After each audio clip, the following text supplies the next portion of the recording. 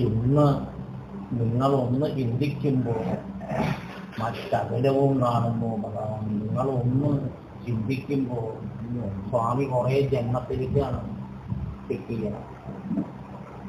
നിങ്ങൾ ഇന്ന് നടക്കേണ്ട കാര്യം ചോദിക്കുക. സ്വാമി വരാൻ പോണ ജന്മത്തിലേക്കാണ് അത് നോട്ട് ചെയ്ത് പോയി. ആത്മാവിൻ്റെത് ആവശ്യപ്പെട്ടു. കാരണം ജന്മാവകാശമില്ലാത്ത സ്വപ്നന് നമ്മൾ സുപ്രീം കോടതിയിൽ പോയാലും വിധി നമുക്ക് അനുകൂലമുണ്ട്. അവകാശം എങ്ങനെ നമുക്ക് അനുകൂലിച്ചു വരുന്നു? അല്ലെങ്കിൽ കേസ് കൊടുത്തില്ലേ? നിങ്ങളുടെ അറിവ് വളരെ ചെറുതാണ്. പല കഴിവും സ്വാമിക്കുണ്ടാവും, പല കാര്യം നടത്തിയിട്ടുണ്ടാവും. പക്ഷെ ചില കാര്യം മൈൻഡ് ചെയ്ത് നടത്തുന്നു.